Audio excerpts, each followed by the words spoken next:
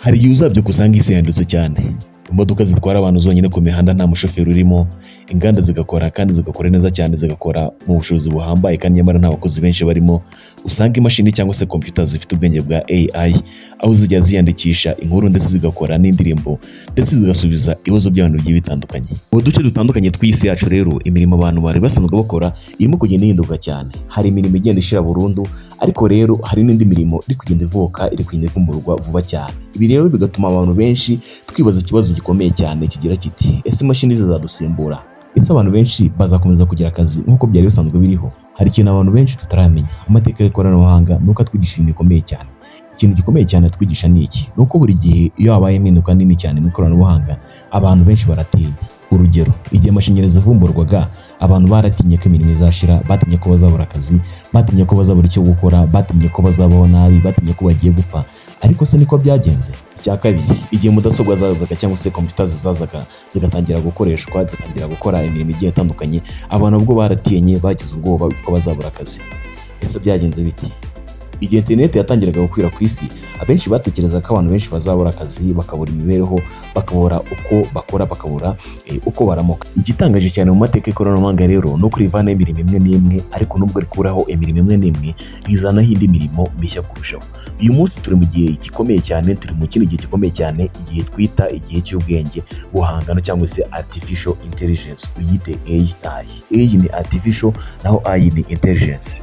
Inkuru ibabaje kuri bamwe rero nuko hari imirimo izahinduka. Nubwo rero hari imirimo izahinduka, ariko inkuru ishimishije ku rundi ruhande, hari indi mirimo izavuka, indi mirimo izazanwa na AI.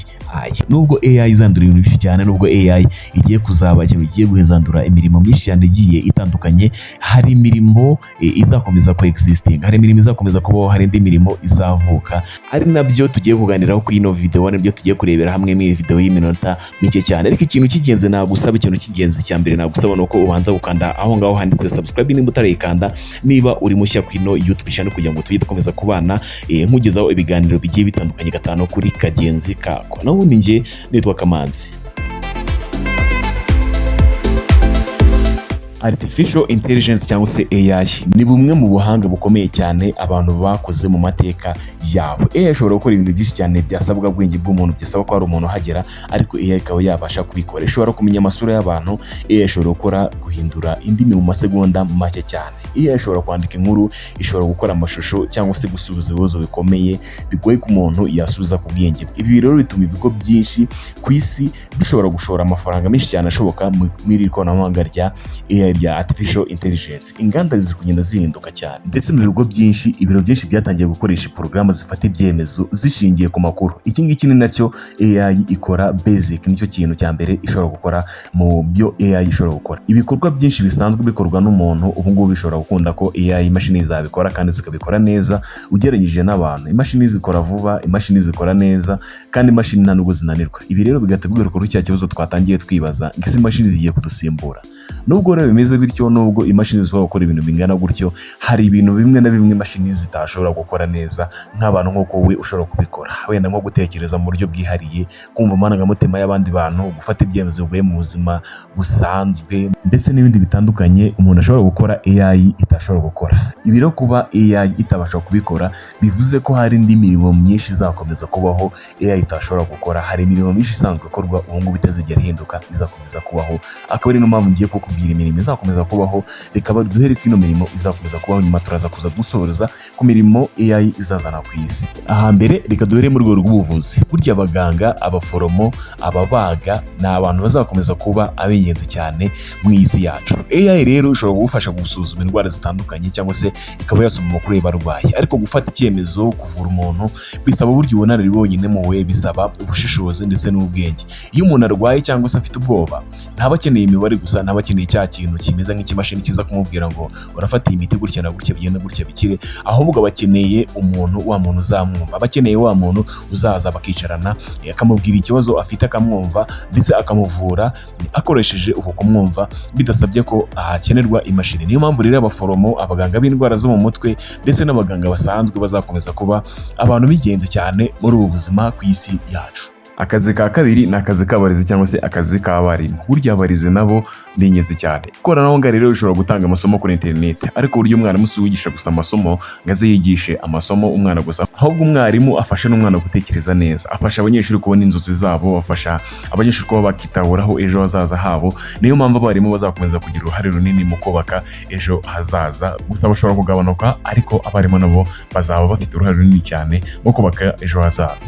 Indi mirimo ya gatatu izakomeza kubaho ku isi nyuma ya AI ni imirimo isaba ubuhanga bw'amaboko. Ahangaha dusangamo harimo nk'abakanishi, harimo abubatsi, harimo abatekinisiye b'ibikoresho bitandukanye wenda bya electronic bitandukanye.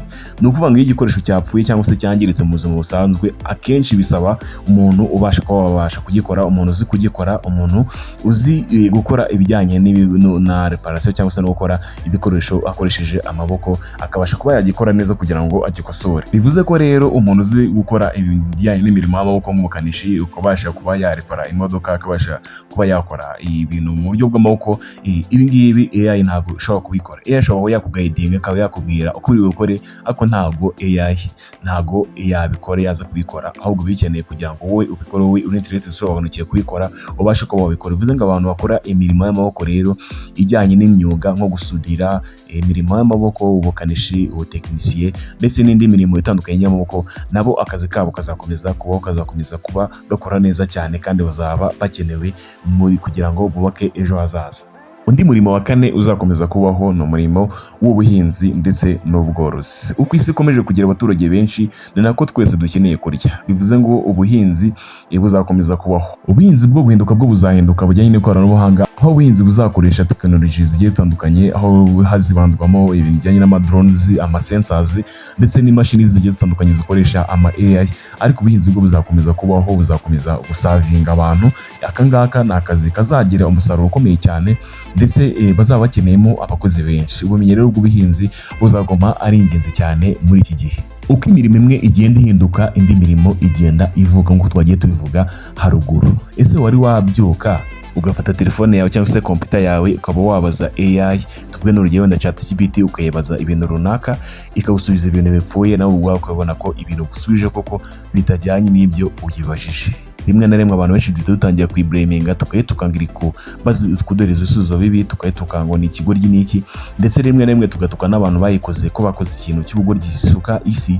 Ariko nyamara buryo urebye neza usanga ikibazo kitaba kiri kuri iyo AI, ahubwo ikibazo kiba kiri kuri wowe uyibajije nabi, utazi kuyibaza. Umwuga wa mbere mushya AI igiye kuzana ni umugabo witwa prompt engineer cyangwa se AI engineer. Reka tuyite AI engineer. Aba rero ni abantu bakora porogaramu zikomeye cyane, zikora imikorere ya AI. Bubaka rero uburyo bw'imashini ziga amakuru kandi zigafata ibyemezo.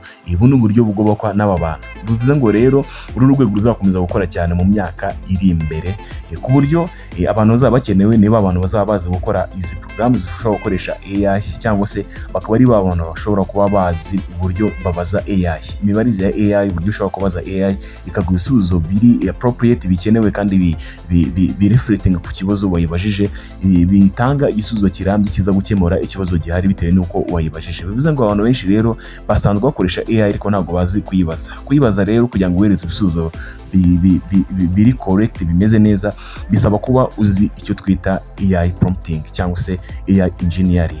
Bivuze ngo rero abantu bazaba bakora ino mirimo nabo bazaba bakenewe cyane. Aka ni akandi kazi gashya kagiye kuzaza bakiyongera mu tundi tuzi tukaba dusanzwe duhari mu yindi mirimo yari isanzwe ihari. Akandi kazi ka kabiri kazazanwa na AI ni akazi twise cyber security expert, cyangwa se niba abantu bashinzwe kugira kurinda amakuru. Uko isi rero igenda iba digital cyane, amakuru yo kuri internet agenda agira agaciro gakomeye cyane. Ariko rero hari n'abahakazi cyangwa se abo twakita ibisambo bagerageza kugenda bashaka uburyo ki bakiba aya makuru bakayabyaza umusaruro, bakayakoreshamo ibindi bintu byabo bituje umutekano. Abahanga rero mu kurinda amakuru bazaba ari ingenzi cyane mu kurindira amakuru y'ibigo, mu kurinda amakuru y'amabanki ndetse n'ibihugu bigiye bitandukanye. Bivuze ngo rero abakozi bazaba bakora aka kazi ko kurinda amakuru y'ahandi, amakuru y'ibigo, amakuru agiye atandukanye kuri internet bazaba bakenewe cyane. Undi murimo wa gatatu ni umurimo witwa AI ethics specialist. AI rero nubwo ishobora gutanga ibisubizo, nubwo ishobora gufata ibyemezo bigiye bitandukanye, ariko ishobora kwibeshya, ishobora gutanga ibisubizo bidakenewe cyane muri ako kanya. Hari abantu rero bashinzwe kuzajya bareba, bagenzura ibyo bisubizo yatanze kugira ngo barebe nimba ari byo, nibo twise AI ethics specialist. AI rero ushobora gufata ibyemezo bikagira ingaruka ku buzima bw'abantu. Urugero wenda nko kumenya wenda wahabwa inguzanyo se muri banki, cyangwa se kumenya uwahabwa akazi kagiye gatandukanye. Niyo mpamvu rero hakeneye abantu bareba niba koko AI ikora mu buryo buboneye kandi butarenganya abantu. Aba rero nibo bitwa AI ethics specialist, bivuze ngo akarero ni akazi kazaba gakeneye abakozi. Akandi kazi kitwa robotics engineers. Aba rero ni abantu bakora imashini za robo rero zizakoreshwa mu nganda, mu buvuzi no mu bindi bikorwa byinshi bigiye bitandukanye. Ngira ngo n'ubu ngubu amarobo yatangiye kugenda aza ahantu henshi, yagiye hari amarobo gutangiye kugenda muyabona, ariko mu by'ukuri ano marobo ntabwo yikoresha, akoreshwa n'abantu, ndetse n'iyo yapfuye akorwa n'abantu. Ariko rero hagomba rero kubaho abantu bazubaka izo mashini kandi bakazikosora igihe zanziritse. Bivuze ngo abakozi cyangwa se abakora iyi mirimo yo kurepara izi mashini, izi robo, nabo barazaba bakenewe, nabo bazaba bakenewe cyane ku isoko ry'umurimo muri iki gihe. Ngira ngo rero maze iminsi ubibona yaba kuri social media, kuri YouTube cyangwa se n'ahandi, aho ugenda ubona utuvideo tugiye dutandukanye bakavana bakagenda bavuga ngo twakoreshejwe na AI cyangwa se twakoze na AI. Ahangaha ni abantu baba baradukoze. Hari abantu rero bita creative directors, twabita creative directors. Ahangaha rero ni abantu bakoresha AI mu gukora amashusho, bagakora indirimbo, bakaba babasha gukora n'amafilime yose akoresheje AI, nta muntu ugize uyakina. Abangaba rero bafite ubuhanga bwo kuba bakoresha ibi bintu, nabo bazaba bakenewe muri iki gihe cyane, kugira ngo bajye ba generating ama content, bajye bakora ibintu byo kuba bakoresha ku mbuga nkoranyambaga kugira ngo bibashe kuba byabyazwa amafaranga. Aba bantu rero bazi gukora aya mashusho, bazi gukora iyi ndirimbo, bazi gukora ndetse n'amafilime n'ibindi bintu biri muri media bigiye bitandukanye bakoresheje AI, nabo urumva ko bazaba bakenewe cyane. Bivuze ngo bazaba bahuza ibitekerezo by'abantu ndetse n'imbaraga za artificial intelligence. Akandi kazi rero nako kanyuma twakita programmers cyangwa se abantu bakora ama apps n'ama website. Internet rero henduye cyane uburyo abantu bakoramo akazi kabo. Uyu munsi hari abantu bakora imirimo yose kuri internet, hari abakora ama video kuri YouTube, hari abakora ama podcast, hari abanditsi bakora inkuru z'ikoranabuhanga zigiye zitandukanye kuri internet. Abantu rero bashobora kugera ku bantu babarirwa muri za miliyoni ku isi hose. Ikindi kandi rero abahanga mu gukora za porogaramu za mudasobwa bazakomeza kuba ab'ingenzi cyane nk'uko twari tubivuze, aho ama apps, ama application, ama website ndetse n'imbuga zitandukanye zose zikorwa n'aba ba programmers. Si ibyo gusa, ndetse na AI ubwayo yubakwa n'aba bantu. Muri 2030 rero ikintu kizaba gikomeye cyane kurusha ibindi si akazi runaka gusa, ahubwo n'ubushobozi bwo kwiga ibintu bishya vuba. Abazatsinda mu gihe kizaza ni abaziga gukoresha ikoranabuhanga neza, ni abazashobora guhuza ibitekerezo byabo n'imbaraga za AI, ni abaziga gukemura ibibazo bigoye. Aho kwibuka amakuru gusa, abantu bazigishwa gutekereza, gukora ubushakashatsi no gukorana n'ikoranabuhanga. Mu by'ukuri rero ikoranabuhanga ntirigeze risimbura abantu burundu, ahubwo ryagiye rifasha abantu gukora byinshi kurushaho bitandukanye n'ibyo abantu bagiye bakora. Imashini zishobora gukora vuba cyane, ariko rero abantu baracyafite ikintu gikomeye cyane, baracyafite byinshi cyane bashobora gukora imashini zishobora gukora. Ari wenda ubushobozi bwo gutekereza, ubushobozi bwo guhanga udushya, ubushobozi bwo kureta ejo hazaza heza. Ejo hazaza heza hazabaho abantu baziga gukorana n'imashini. Kuko ikibazo nyamukuru si ukumenya niba akazi kazahinduka, ahubwo ikibazo nyamukuru ni iki: ese wowe witeguye ejo hazaza? Byandika muri comment. Nitwo Kamanzi, ugira ibihe byiza.